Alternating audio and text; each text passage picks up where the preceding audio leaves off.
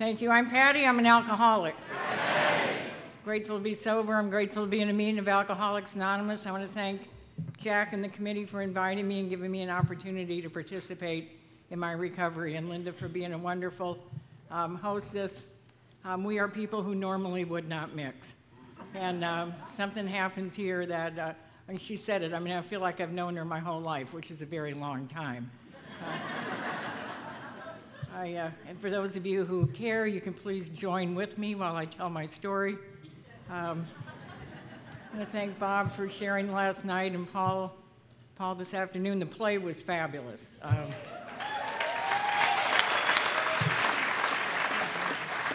think you all ought to take it on Broadway or something. It was very, very, very well done. I was very pleased. How do I look on that TV back there? That's really what I want to know.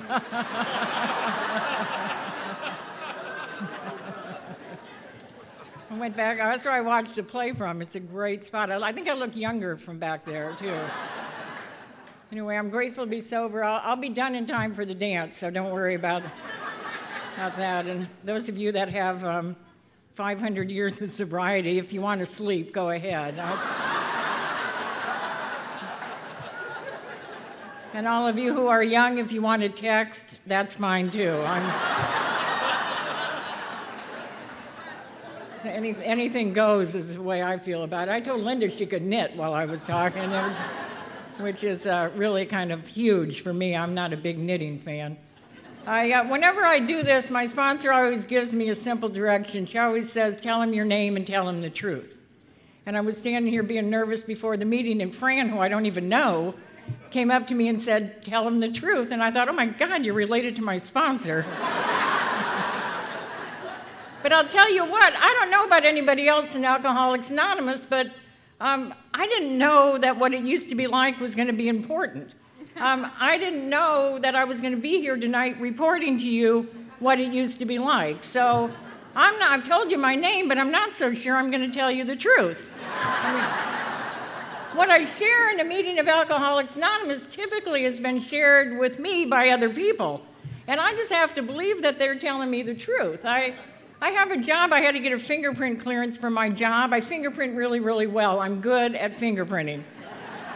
I roll right along with the printer. I don't go too fast. I don't resist it. I just roll right along. And I was rolling along, getting my prints taken, and I didn't want to raise any red flags. So I very casually said to the woman doing my printing, and I said, well, how far back are you going to check? And she looked me in the eye and said, from the day you were born. And I thought, oh my God, it's like a fifth step. Well, it's in the wrong order, because they're going to know about it before I do. And the book Alcoholics Anonymous says more will be revealed. It doesn't say how. So they did my prints, they sent them off, and I don't know if you have like relations with non-alcoholic people, but non-alcoholic people, when they're going to give us what they think is bad news, they tend to get kind of hesitant. And this woman was really hesitant when she called me up. And she said, your report came back, and I said, okay. And she said, but normally these reports are 2 or 3 pages long. I said, okay. She said, yours was 56 pages. Do you want to come see it? Well, of course I did. So I went down there and read that report. And I can tell you this, I know a lot more about what it used to be like.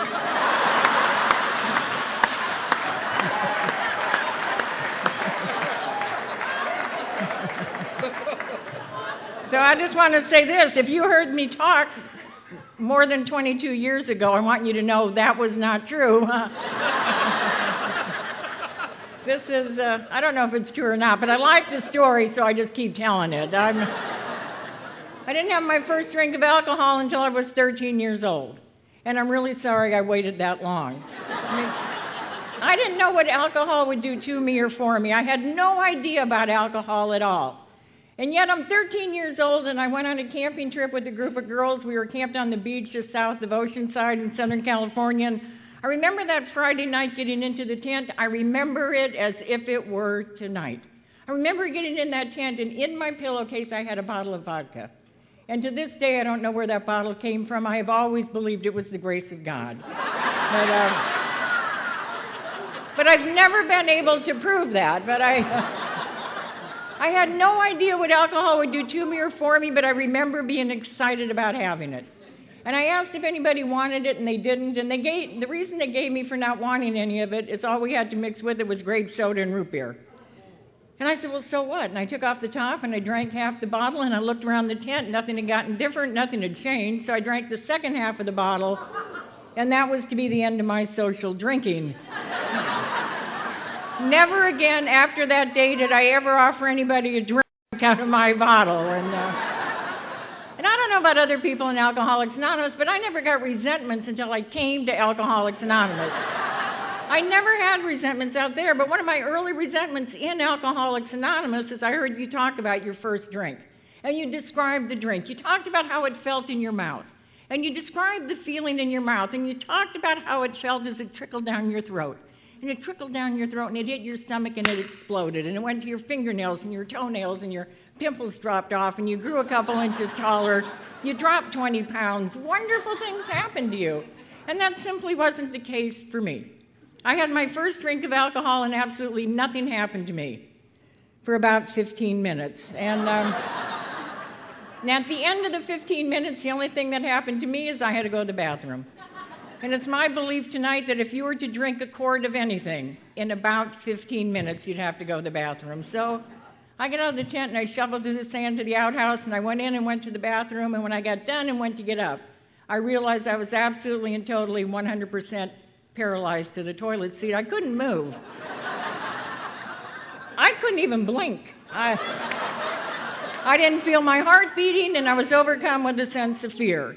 And of course, the fear was that somebody else was going to have to come use that outhouse, and there I was, paralyzed to the toilet seat. Now, later in my drinking, I did discover that two people can use the same toilet at the same time.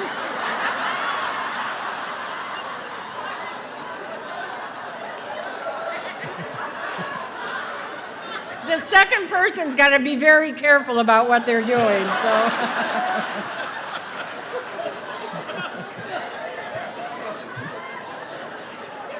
I didn't know that at 13. I did somehow know that the body was made up of energy, and I somehow figured if I could gather my energy, I would be all right. So I've always referred to it as my first formal meditation. Because I sat and I gathered my energy. And when it seemed to be in one place, when it seemed to be centrally located, I just sort of fell off the toilet, out the door, into the sand, and started crawling back to the tent. Now, since coming to Alcoholics Anonymous, you've explained to me that my entire problem that night was my attitude.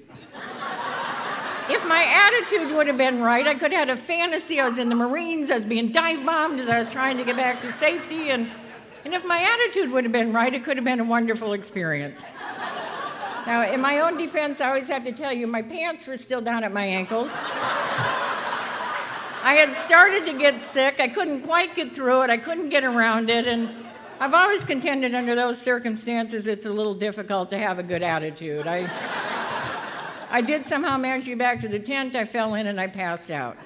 And when I came to in the morning, I realized nobody was in the tent with me, and I couldn't figure out where they went until my eyes cleared enough that I realized I'd been sick all night long.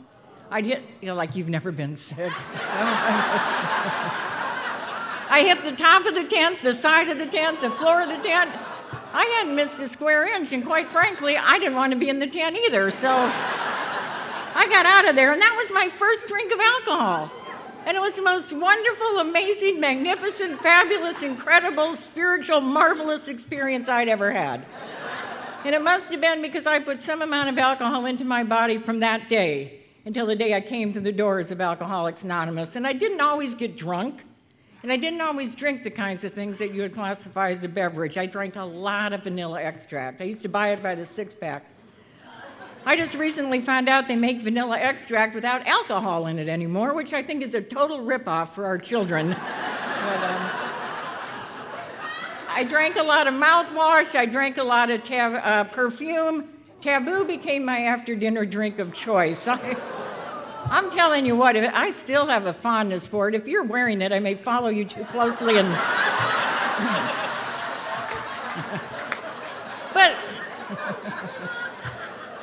But I don't know, it's unusual. I don't know that I'm living any different than anybody else. You know, my next door neighbors who are not alcoholic, they've been to my house a number of times. They have never once eaten or drank a single thing in my bathroom. But as alcoholics, we know that stuff. Alcoholics know stuff that other people don't know. We know that stuff. And I don't know why we know it. I mean, I'm a bar drinker. I'm a living room drinker, an alley drinker, a car drinker, a dumpster drinker, a station wagon drinker. I don't really specialize. I just drink. But I love bars. I love sleazy, nasty, disgusting bars. Linda didn't show me any in Newport, so I'm not sure you have any here, but they're those ones with sawdust on the floor. The mirrors are cracked. You kind of have to dip around to see yourself in there.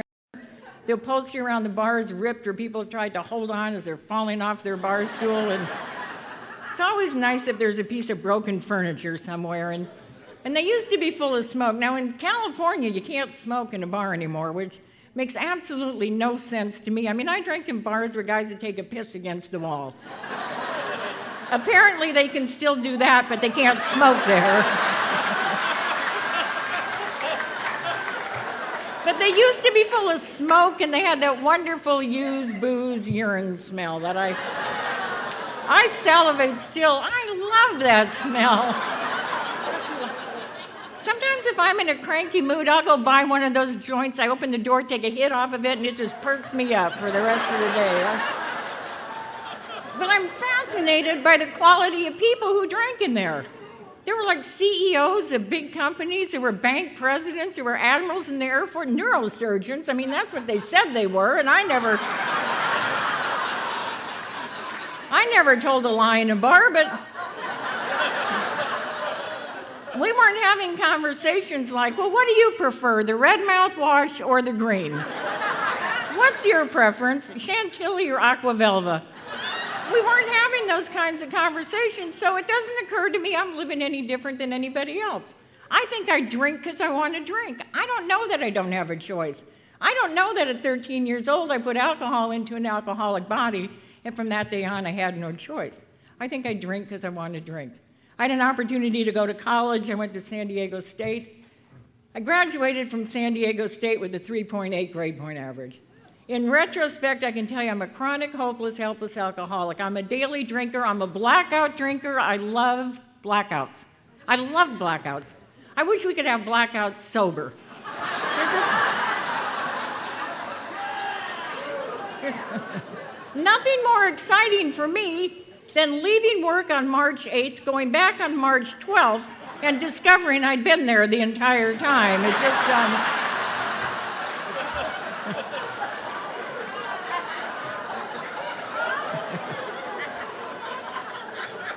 it just makes time between paychecks so much shorter. But I'm a blackout drinker. I'm a chronic alcoholic. I'm drinking on a daily basis, and I graduated from college with a 3.8 grade point average. And I share that with you because it almost killed me when I got to Alcoholics Anonymous. Because when I got here, I told you I was too smart to be an alcoholic. And it almost killed me when I came here. I stayed at San Diego and took classes for a master's degree. I'm one of those people, I'm doing something well, I want to keep doing it. Apparently, I do school well, so I just stayed. I took classes for a master's degree. I left San Diego because I had taken all the classes San Diego State has to offer. My disease manifests itself in rationalization, justification, and denial. No matter what it is I do, I explain to you why I'm doing it. As I'm explaining it to you, I'm hearing it. As I'm hearing it, I'm believing it. And I think I'm leaving San Diego because I've taken all the classes San Diego State has to offer. I don't think I'm leaving because I have one more drunk driving assault charge pending. And another resentment I got in Alcoholics Anonymous, I found out here you can get arrested for a single charge of drunk driving. I never knew that. I always got arrested for drunk driving assault. And it had something to do with how I got out of the car. And here's the thing. I'm driving down the road. The light comes on behind me. I pull over. The officer walks up. Now, the first thing I do is slam my car door open. Now, my intent is to knock him in the private parts, but men are a little fussy about their private parts, so as the door's flying open, he jumps back to protect himself. And when he jumps back, it's really a good thing Because now he's far enough away that I can get him in focus. And I think one of him, one of me. One of him, one of me, I think I can take him. One of him, one of me, I think I'll try and go for him. It was a really good fight I was a lot younger then, but it was a good fight for a couple of minutes. But I wouldn't remember that back at the car he had a friend. And the friend had a radio, and the friend would call some more friends. And pretty soon it'd be 2 or 3 of them, one of me. It's not fair anymore. I say, Uncle, and they take me away. And the next time the light comes on behind me, I pull over. The officer walks up, I slam my car door open, I try and knock him in the private parts. He jumps back to protect himself. He gets far enough away I can get him in focus, and I think, one of him, one of me. One of him, one of me, I think I can take him. One of him, one of me, I think I'll try and I go for him. Good fight for a couple of minutes. But I wouldn't remember the friend, the radio, and the friend's friend. And pretty soon, be 4 or 5 of them, one of me, it's not fair anymore. I say, Uncle, and they take me away. And I didn't do that once or twice. I did that 3, 4, 5, 6, 7, 8, 9, 10, 11, 12 times. I never remembered the friend, the radio, and the friend's friend. And that's the insanity of my disease. The insanity of my disease is I do the same thing over and over, and I think the results are going to be different. This time it's a fair fight. This time I'm going to take him. And when you get out of the car like that, they attach an assault charge. They don't even care that they won the fight. Drunk driving assault. And I don't know if it was a good thing or a bad thing. It just was. I drank during the time when the state of California didn't get their underwear in such a knot about drunk driving. I understand they're kind of testy about it now, but I never really had any consequences. Well, they took my license from me, but you don't really need that to drive a car. But I never really had any consequences. I'd pay an attorney $1,000, which was a lot of money. But I'd pay an attorney $1,000. He'd write a letter, he'd make a phone call, and that'd kind of be the end of it. I'd never hear any more about it. But one time I had 2 pending at the same time. And my attorney was nervous. And I think if your attorney's nervous, you should worry about it. So I'm sitting in the bar worrying about the fact that my attorney's nervous. And started talking to this guy sitting next to me, and as luck would have it, he worked in a mortuary. And I came up with a plan. I think we come up with really good plans really quickly. Now, the problem for me with my plans is typically my solutions are worse than the original problem. Which is why at 36 years sober, I am still actively sponsored, because still my solutions typically are worse than the original problem. But I didn't have a sponsor then, so we went over to the mortuary. We got a death certificate. We put my name on it. We filled out all the pertinent information. We forged a doctor's signature, and we sent it to the court, because they can't expect a lot from you if you're dead. And I called my attorney and told him he didn't need to worry. He didn't worry. I didn't worry. Nobody worried for, I don't know what it was, 60, 90, 100 days. I don't know what it was when the light came on behind me again. And this time, the judge wanted to see me, and I couldn't figure out why he wanted to see me. He never wanted to see me before, but I'm game. I'll go. And I'll never forget him looking at me. He said, Miss Ochoa, tell me, how is it a dead person is standing in my court? And I shrugged my shoulders, and with all sincerity, I looked him in the eye and said, I don't know, bad luck.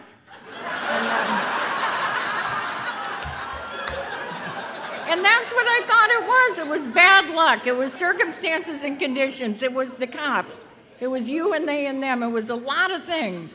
Never occurred to me it had anything to do with alcohol. Never occurred to me. I thought I drank because I wanted to drink. I didn't know that I didn't have a choice. I left San Diego because I'd taken all the classes San Diego State has to offer. I was offered a job in Chico, California, which is about as far north as you can get. I loaded everything I owned into my car. I took some booze, I took some beer, and I headed north.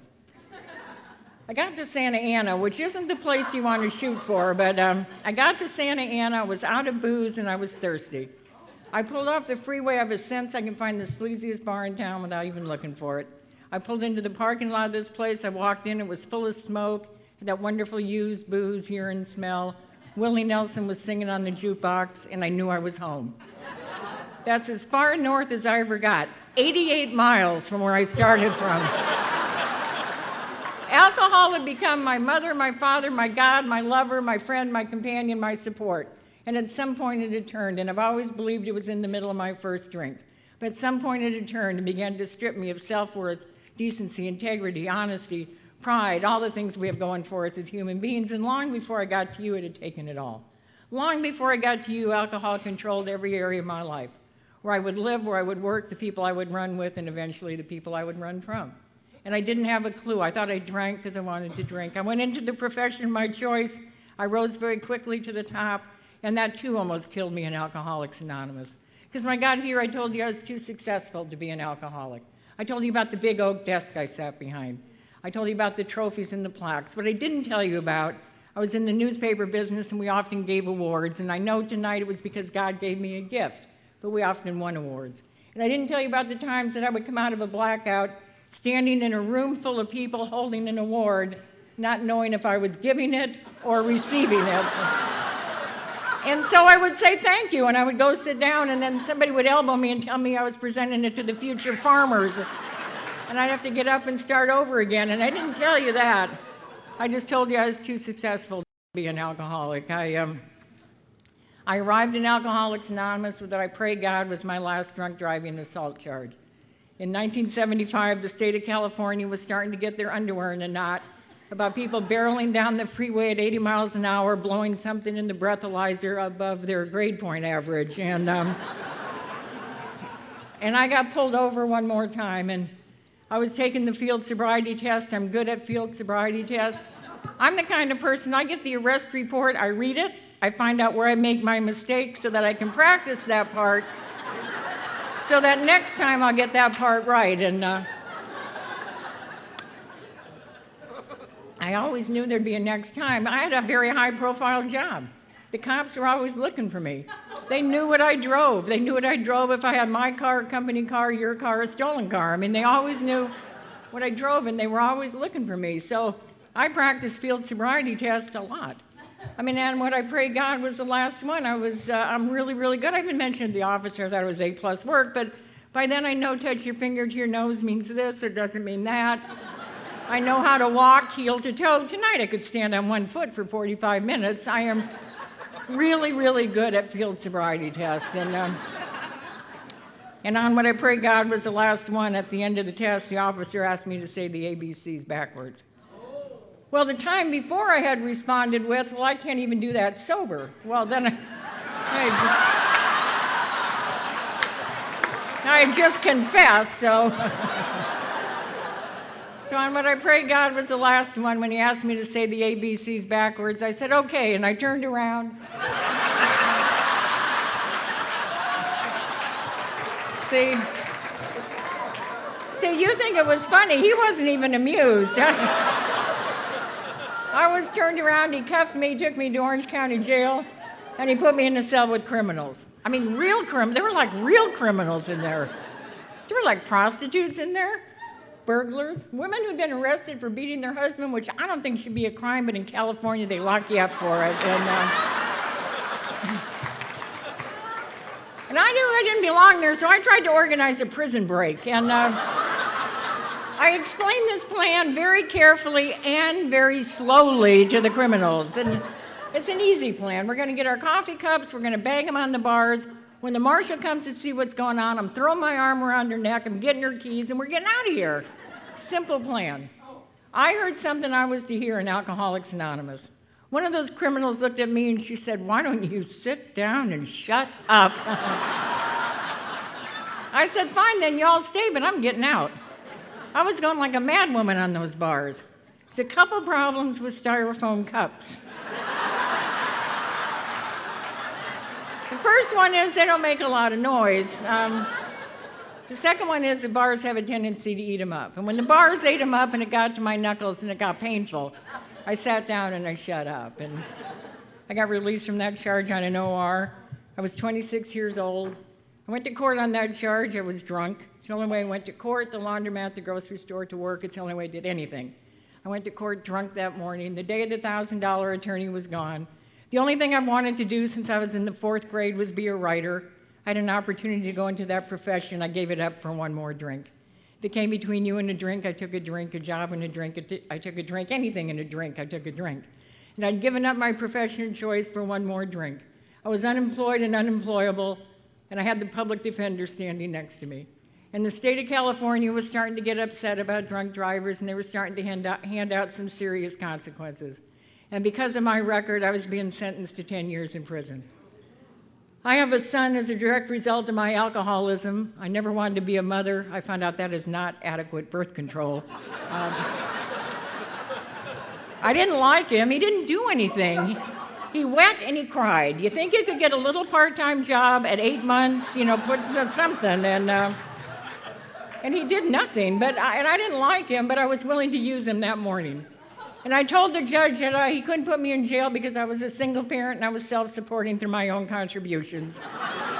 And he told me he would put my son in a foster home because I was an unfit mother.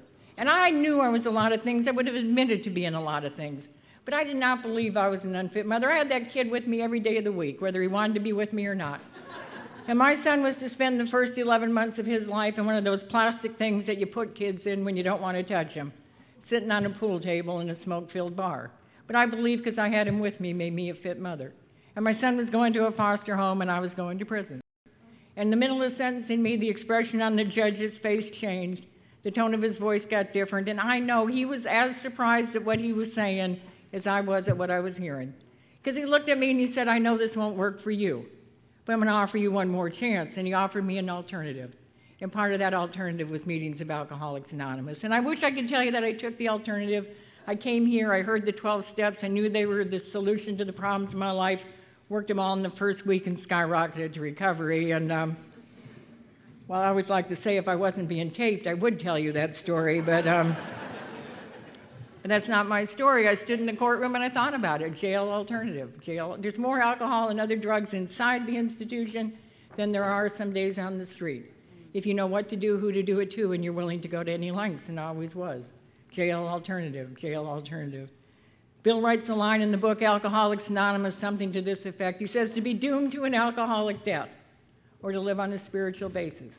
And he goes on to say this is not always an easy choice for us, to be doomed to an alcoholic death.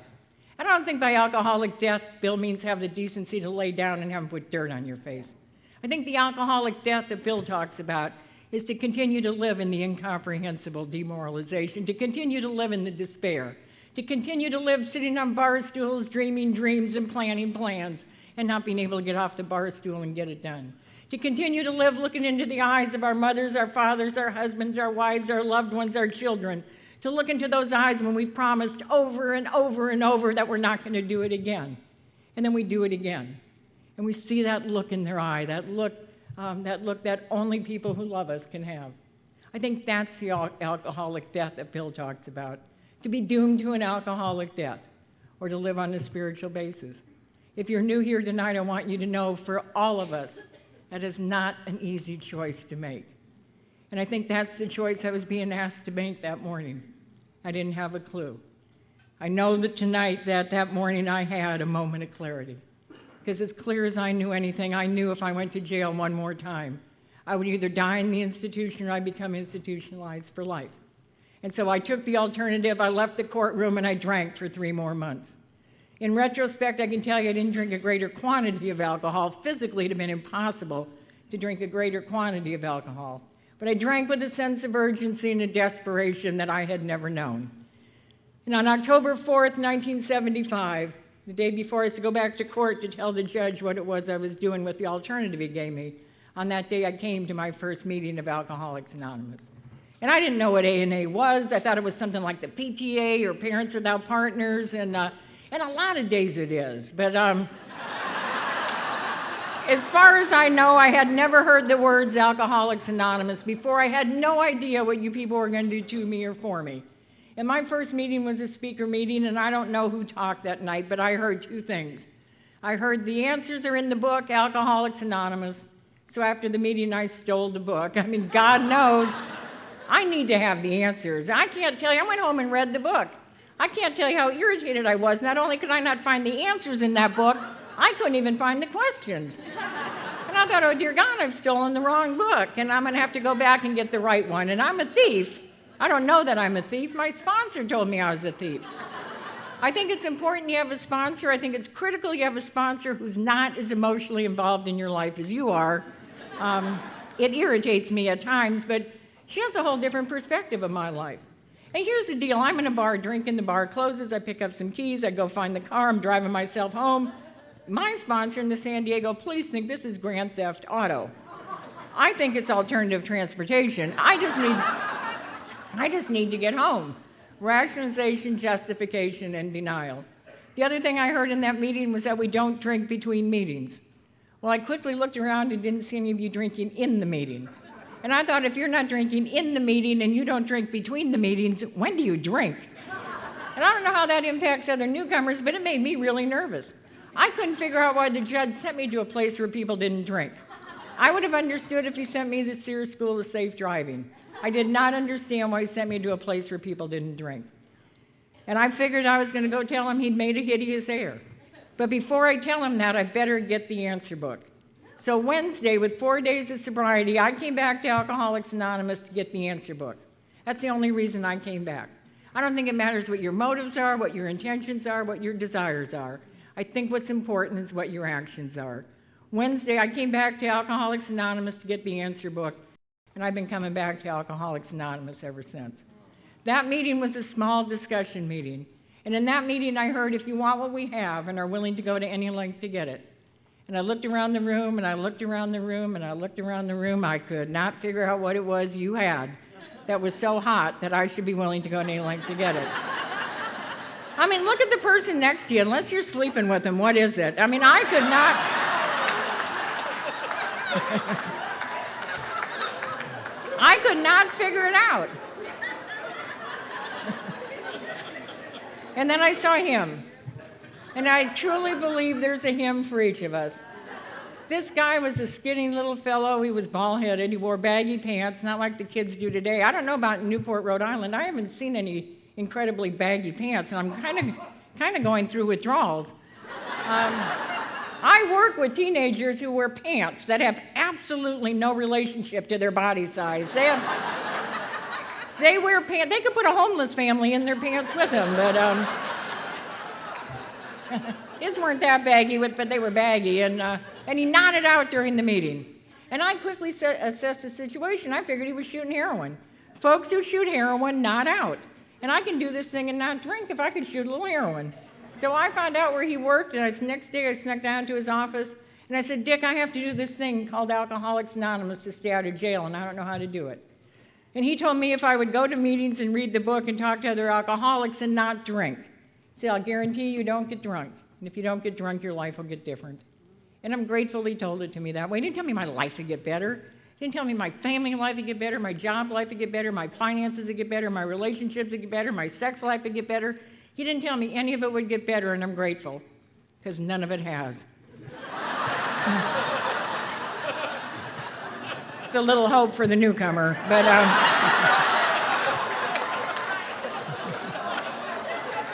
But as I stand here tonight, I can tell you from the top of my head to the tip of my toes, I have never had it so good. See, I don't know good from bad for me. I'm going through something I think is good for me, and it generally turns out to be bad for me. And I'm going through something I think is bad for me, and it generally turns out to be good for me. And I don't know good from bad for me, but I know different. And every area of my life is different than it was the day I walked through the doors of Alcoholics Anonymous, and I have never had it so good. Left to my own devices, I'll shortchange myself. The only thing I wanted when I came here was to stay out of jail. Left to my own devices, I'd have shortchanged myself. I believed that old man, and I don't know why I believed him. I hadn't believed a human being in a very, very long time. It seems to me my whole life people hurt me. People disappointed me and they let me down. My parents told me they loved me anymore. Their love and I'd have died. Their love was physically, emotionally, and spiritually abusive. I'd made a decision as a very, very small child that I don't want to be hurt anymore. And I began to build a brick wall to keep you out, because I just don't want to be hurt anymore. And that brick wall worked really well. It kept you out. What I didn't know about that brick wall is I lived behind it in isolation and loneliness. And alcohol didn't allow me to come out and play.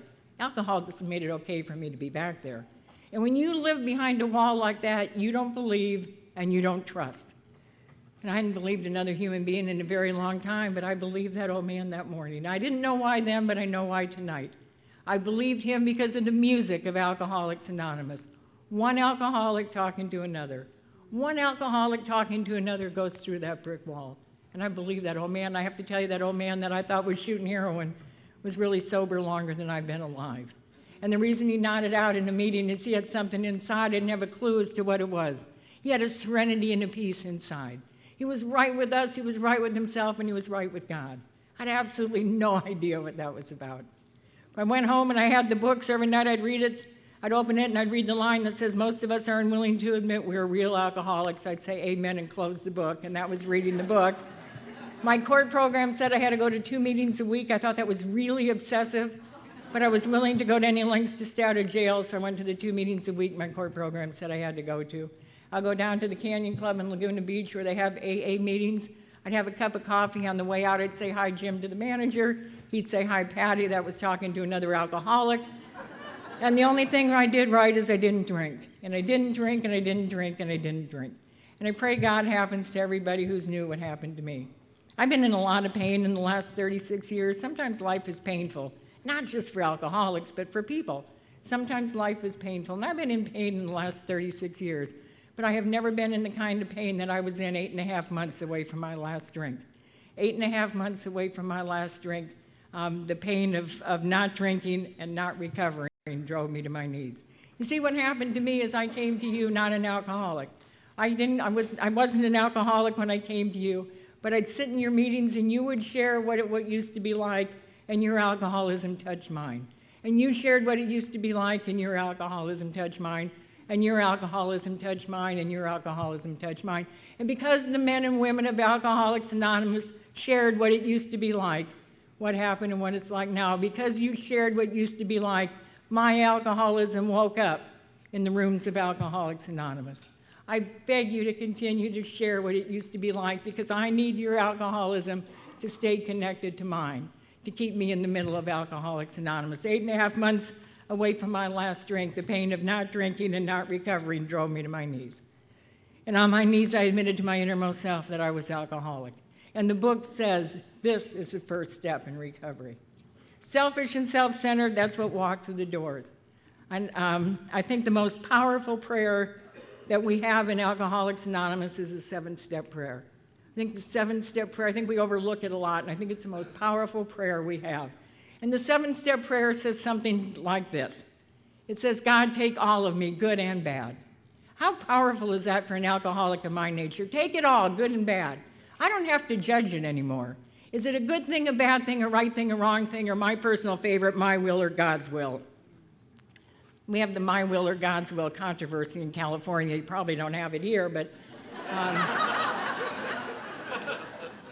is it my will or God's will paralyze me trying to figure it out? And I look at God's will like this. God's will for me is the GPS in my car.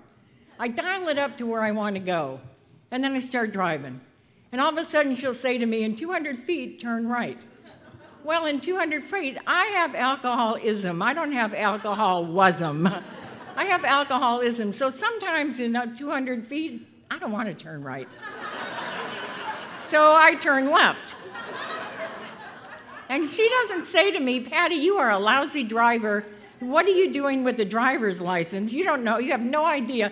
She doesn't badmouth me. She just reconfigures the route. And pretty soon she'll say, in 150 feet, turn left. Well, in 150 feet, not so much. I want to go straight. So I go straight at 150 feet. And she doesn't say, you're a lousy driver, pull over and get out of this car or somebody else is going to drive. She doesn't say that. She just reconfigures. It's kind of like an Al-Anon. Reconfigures the route. She keeps giving me directions. I keep taking actions. If it's not the direction to get me where I'm going, she'll put another direction and another direction and another. And I think that's how God's will works for me. God puts stuff in front of me. I get to choose. If I want to turn left or turn right or go straight. If I turn left, God will put something else up in front of me. If I turn right, God doesn't ever say, Patti, you're a lousy member of Alcoholics Anonymous. My will was right in front of you and you chose to ignore it. You're going to have to leave Alcoholics Anonymous. God just keeps giving me new opportunities. And I think that's what the 7-step prayer says. Take it all, good or bad. Leave me with this. Leave me with what I need to be of service to you and my fellows. How powerful is that? Selfish and self-centered, that's what walked through the door. I have done very little. I admitted to my innermost self I was alcoholic. I came to believe the people in AA were telling me the truth. I made a decision to do the things you said you had done. I wrote about my favorite topic, me. I bored somebody for about an hour and a half having to listen to it. And suddenly I'm in a position where all I care about is being of service to you and my fellows. How powerful is that? And I think too many people miss it. Too many people miss it. They get all tied up in a lot of other things and they miss that opportunity. Steps 8 and 9 for me were conventional ways of getting rid of conventional guilt. I felt guilt because I was guilty. I did a lot of things to a lot of people for one more drink. And it wasn't just saying sorry. I'd said sorry all my life. Sorry, sorry, sorry. And then I'd do it again and get caught. Sorry, sorry, sorry. It wasn't just about saying sorry. It was about living my life differently. But I don't know how to do that. This is the only way I know how to live. But you know how to live different. So I come to AA, and you talk about going to work and not taking a drink, and you talk about being a daughter and not taking a drink, and you talk about being a friend and not taking a drink, and you allow me to take your experience out in the world and live it, and it becomes my experience. What it was like, what happened, and what it's like now. We need to share what it's like now with one another so that we can borrow each other's experiences, take them in the world, and live them. I am the woman I am tonight because the men and women of Alcoholics Anonymous shared their lives with me, and you let me take your experience out in the world and live it. My sponsor, who at the time, who did not even have an elementary school education, got all tied up about my unfinished business. I have a lot of unfinished business. I like to start things, but I'm not good at finishing them. And she got focused on my unfinished business. And one of the things that really got her attention was my master's degree. I never finished my master's degree, and she wanted me to finish it. And I don't want to finish it. I've dragged myself out of my profession of choice. I cannot work in my field in Southern California. I do not want the degree. And she insisted I finish it, and I'm telling her why I can't. And she's insisting. And she's like a little Chihuahua dog. And I know certainly none of the women I sponsor have this complaint, but she just was like, no, no, no, no, no, no, no, no. And she would not stop. And finally, just to shut her up, which is typically why I do anything, I said, fine, I'll do it. So I called San Diego. I get the registrar on the phone. I want to tell her about my sponsor, but I leave that part out. And I just tell her about my degree. She puts me on hold. She comes back, and she said, Miss Ochoa, our records indicate you have a master's degree. I said, no, no, no, you don't understand. I didn't finish it. Now, I don't even want the stupid thing, but now I'm obsessed about it, and I'm calling all over San Diego, trying to get a hold of the guy that was the head of my master's committee. I finally got a hold of him. I explained my dilemma to him. He said, Patti, you have a master's degree. I said, Jack, I had to take 2-day oral exams. He said, you did? I said, well, how was I? He said, you were brilliant.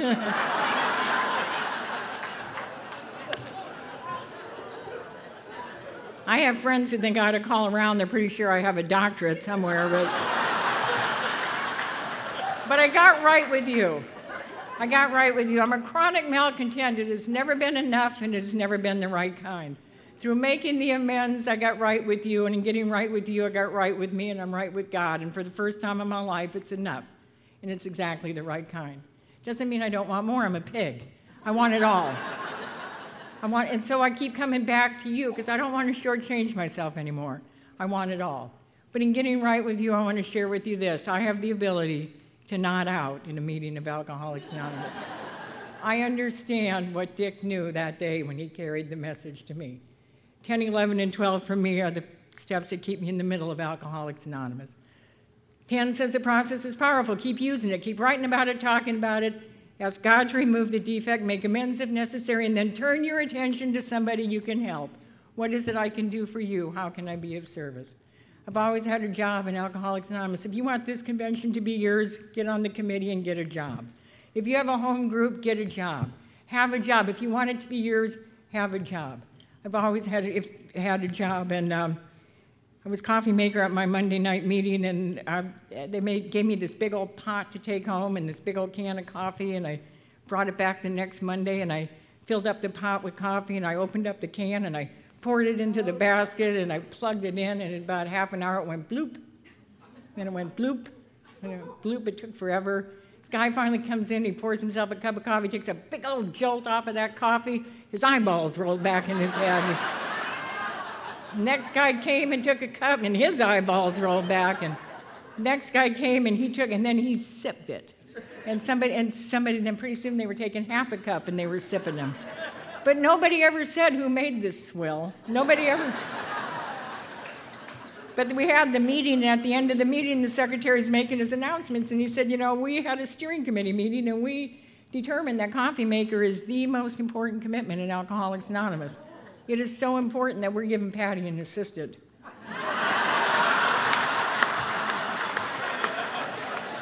And they gave me an assistant, and the next week I came with the coffee pot, filled it up with water. He opened up the can, he measured it into that little basket.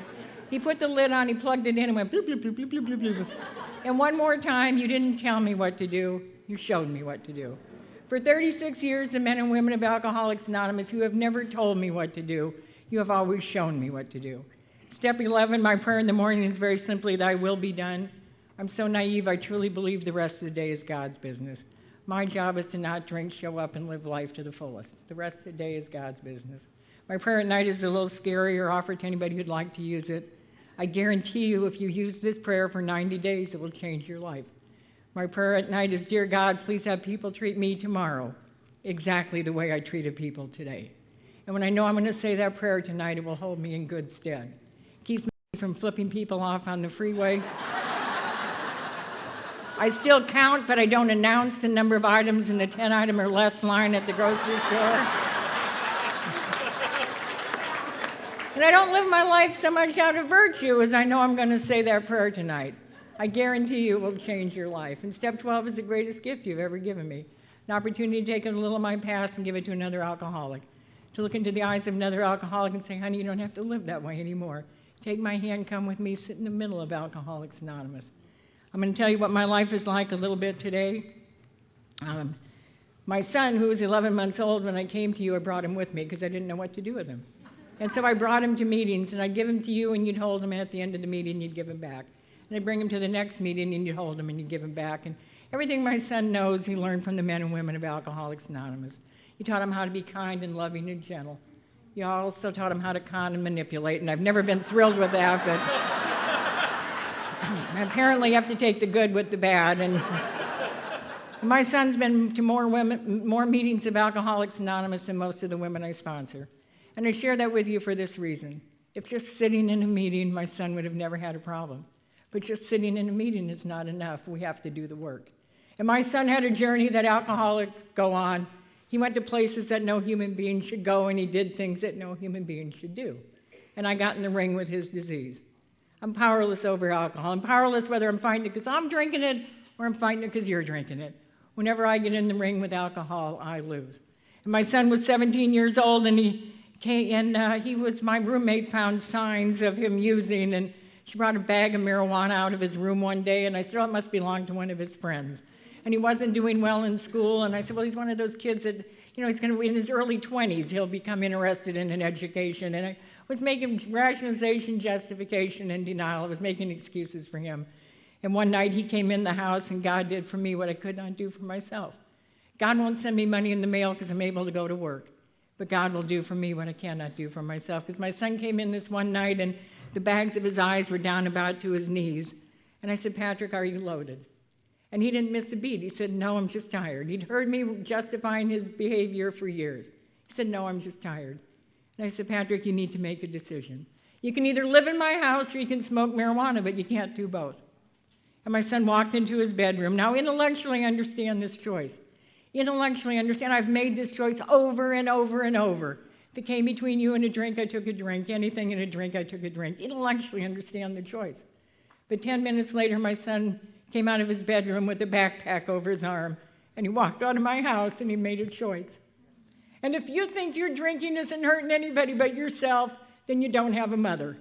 Because I want to tell you, when my son walked out of my house, I thought my heart was going to break. And I sat on my couch in such debilitating pain that I didn't know what to do. And I sat on my couch thinking I either have to kill myself or I have to drink. I can't live with this kind of pain. I'm 18 years sober, and I didn't know what to do. And I can tell you this, it doesn't matter what you think. It matters what you do. Because I just sat on my couch. And in the morning, the phone rang, and it was a woman I sponsor. And I don't know about the people you sponsor, but mine never start out with, "How are you?"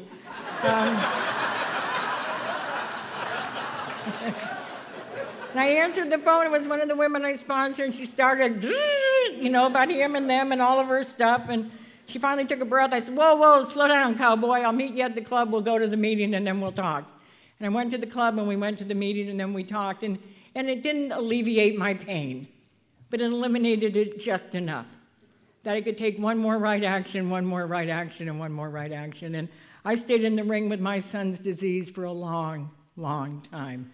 He moved to Northern California. He called me collect at work, and he told me he got in an accident and needed 140 stitches. It was going to cost $120. I said, oh, my God, give me the address of the hospital, and I'll send a check. He said, no, they need cash. I said, well, I'm in Southern California. You're in Northern California. I don't know how to do that. And he taught me how to wire money. And I wired money. And a couple of weeks later, he called me collect at work, and he'd walk through a plate glass window, and he needed 140 stitches, and it was $120, and I wired the money. And about a week later, he called me collect. It was a nice touch. He called me collect at work. I said, Patrick, you need to go to AA, and I'd hang up on him. And then he called me collect again. I'd swear at him and hang up on him. About the third time he called me collect, and now 3 people at my work know he's calling. I sent the money. And pretty soon I had 4 or 5 MoneyGram stores going because I didn't want the 17-year-old clerk to know I was sending money one more time. And I'm sending the money, and I'm in the ring with his disease, and I'm getting beat up. But the only thing I did right is I came here and I told you. I came to Alcoholics Anonymous, and I told you. I swore at him one more time. I hung up on him one more time. I sent the money one more time. I came here and I told you. And God bless the men and women of Alcoholics Anonymous, because you said to me things like, Patti, aren't you embarrassed? You're 24, 25 years sober. Aren't you embarrassed to be sharing this? I want you to know this. If I am ever too embarrassed to come here and tell you the truth, I'm going to be drunk. And I don't want to drink anymore. So I come here and I tell you the truth. And on October 23rd, 2002, my son had moved back to Southern California, and he called me at work one more time, and he said, Mom, I need help. And one more time, God did for me what I could not do for myself. Because I said to him, Patrick, stay where you are. If I come, I'm going to kill you. Stay where you are, and I'll have somebody from Alcoholics Anonymous go. And I dialed a man in Alcoholics Anonymous, and thank God I called somebody who understood the traditions. Because the guy didn't say, tell the kid to call me. He said, where is he? And I gave him the address of that motel, and he picked up a newcomer, and they went and got my son, and they brought him to the middle of Alcoholics Anonymous. And for the last 9 years, you have done with him what you have done with me for 36 years. You didn't tell him what to do, you showed him what to do. You didn't tell him to greet, you greeted with him. You didn't tell him to set up, you set up chairs with him. And my son is a very active member of Alcoholics Anonymous, and because he's active and I'm active, we were sharing one night at a podium. He was a 10-minute speaker, and I was the main speaker. And he's talking to this room of 200 people. And he says, talked about the pain of growing up without a father. I never knew it caused him any pain. He talked about the pain of growing up without a father. And he looks at these 200 people, and he said, but my mother's a blackout drinker, and I may never know who my father is. And I thought, oh, God, you've just outed me as a slut.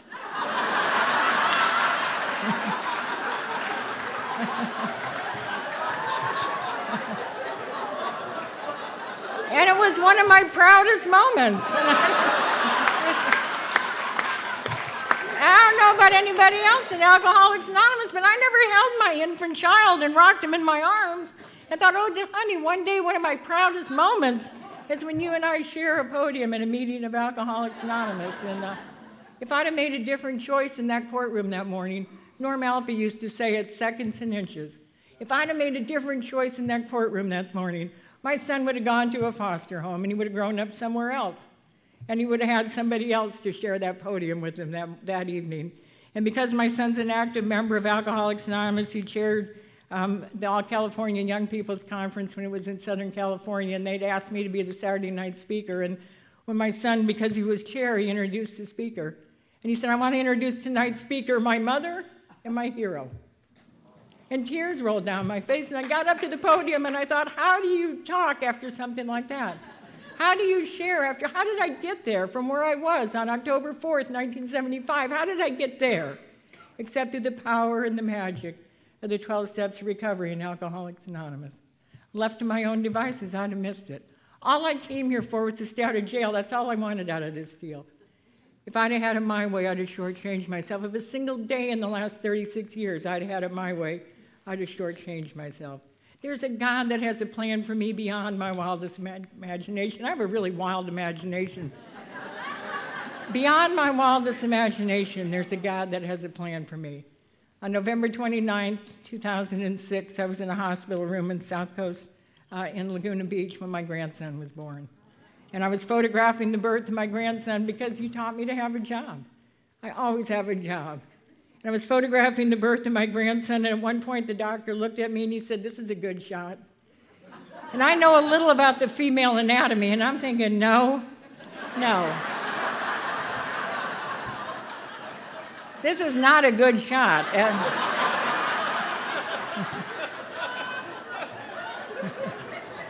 And just about then, my grandson's head was born, and the doctor turned the head, and I looked into the eyes of God. And I looked behind him at his mother, and I looked into the eyes of God, and I looked behind her at my son, and I looked into the eyes of God. And I stood there that morning, 31 years sober, and I realized that for 31 years, the men and women of Alcoholics Anonymous, you have removed that brick wall between me and you. For 31 years, you have loved me, and you had loved me, let me love you.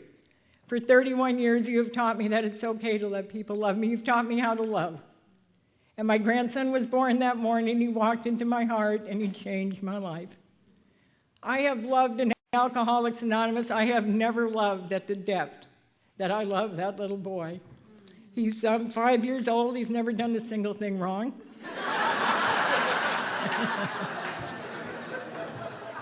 I get to pick him up every Tuesday. I pick him up from daycare, and there's nothing I can't even describe to you when I walk into his room and he runs across the room and he hollers, "Grandma," and he jumps into my arms. Seconds and inches, I could have missed it. To be doomed to an alcoholic death or to live on a spiritual basis. One Monday, my son called me at work and he said, "Mom, I'm going to be late tonight. Can you pick up Eden?" I said, "Sure." And I went to his preschool and I walked in and he comes running up and he looks at me and he says, "Grandma, you might be confused. It's not Tuesday."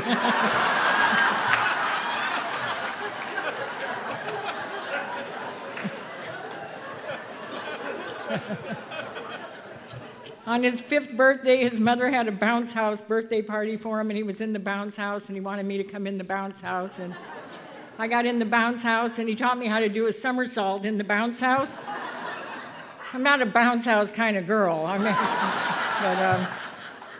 get out of the bounce house, and some people came to the party, and then he has to get me back in the bounce house so he can show them that I know how to do a somersault in the bounce house. And I do some more somersaults, and then I get out, and some more people come, and he calls me into the bounce house again and do a summer. I would not do that for any of you, I can tell you that. I'm somersaulting in the bounce house, and I love this. I love this little boy. And if you said to me, "Patti, I'll give you a shot of Jack Daniels, give us Eden," there's no way. "Patti, I'll give you a quart of Jack Daniels, give us Eden," wouldn't do it. Give you a truckload of Jack Daniels, give us Eden, wouldn't do it. But I will tell you this. If I take one drink of alcohol, I will give him up in a heartbeat for the second one. Seconds and inches, I need to be with you. I need to be with you because alcohol, when I drink alcohol, I have no choices. When I drink alcohol, I give everything up. A person, a job, anything in a relationship, and my grandson, I give it up for one more drink. I need you more tonight than I needed you on October 4th, 1975, when I came to you. I've done everything wrong since I've been here. I'm judgmental. I'm critical. I've slept with newcomers, and I would do it again in a minute if I...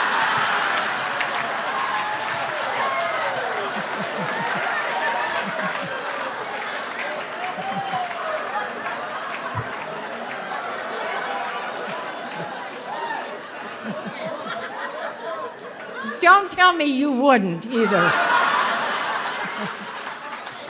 I charged one time for a 12-step call. I went on a 12-step call, and This woman had been in and out of AA forever, and she couldn't stay sober, and so I went on the 12-step call, and she came down. She had a gown on with puke and wine, and I told her, I said, I understand why you can't stay sober. You can't stay sober because the people in AA won't tell you the secret. And I said, I can't just tell you the secret, but for $100, and I should have asked for more. She gave me $100 without even blinking, and I told her the secret of Alcoholics Anonymous. I said, if you don't drink, you won't get drunk. And if you don't get drunk, your life will get different. And the other woman who'd gone on the call, she came out of the kitchen. I said, we don't need to be here anymore, and we left. And when that lady took a cake for 1 year of sobriety, I gave her back her $100. And never during that year did she ever tell anybody I charged her for that 12-step call. And she's 31 years sober. She's an active member of Alcoholics Anonymous, active in H&I, goes in and out of the institutions. And I share that with you because you can't say anything wrong here. The music of Alcoholics Anonymous, one alcoholic sharing with another. One alcoholic sharing with another. And I've done everything wrong. The thing that I've done right is I haven't taken a drink. And if I don't like the way I live today, if I don't drink, I can choose to live differently tomorrow. If I take a drink, I have no choices. It's almost time for the dance. I'm going to wrap it up, but I'm going to tell you the story of the man that goes to see St. Peter and he asks St. Peter to show him heaven and hell. St. Peter takes him to a room and it says hell on the door, but when they open the door, inside the room, it's a banquet. Tables and tables of food, as much food as you could ever imagine, any kind of food that you'd ever want. And the people in that room, amongst all that food, they're starving, they're hungry, and they're dying. And the reason that they're hungry is they have these long wooden spoons tied to their hands. And the spoons are just a little bit too long. They couldn't quite get the food to their mouth. And so they're sitting amongst plenty and they're dying. And that's how I was when I came to Alcoholics Anonymous. I was out there amongst plenty and I was dying. Then he took them to a room marked heaven, and in that room was the same scene. Tables and tables of food, as much food as you could ever imagine, any kind of food you'd ever want. And the people in that room had those spoons tied to their hands too. And the spoons were just a little too long. They couldn't quite get the food to their mouth. But the people in that room were full, and they were happy, and they were content. And the reason was that one man was taking a spoonful of food, and he was feeding the man across the table. And he was taking a spoonful of food and feeding the woman next to him, and she was feeding somebody else. And that's how Alcoholics Anonymous works for me. I don't have my own answers. I have to come here, and I have to let you feed me. Every once in a while, if I'm lucky, I get to give a spoonful of this thing to another alcoholic. And you don't have to have 45 years or 55 years or 36 years or 2 years. If you've got 1 day, you have something to feed to the man or woman coming in the door. It takes a lot of courage and a lot of strength to continue to choose to recover. Cowards drink and use. I know because I did that on a daily basis for 13 years. It takes a lot of courage and a lot of strength to continue to choose to recover, and I don't have it, but you do. And so I come to you. And when we pray tonight, the person on my right will give me a little strength, and the person on my left will give me a little courage, and you give me the courage and strength that I need to continue to choose to recover. I need you more tonight than I needed you when I came to you. When I was 4 days sober, an old man told me if I didn't drink, I wouldn't get drunk. If I didn't get drunk, my life would get different, and he didn't lie to me. And the thing I end with, I always end with it. I end with it because it's been my experience, and I pray, God, it's your experience. It's a line in chapter 5 that says, there is one who has all power. That one is God. May you find him now. Thank you.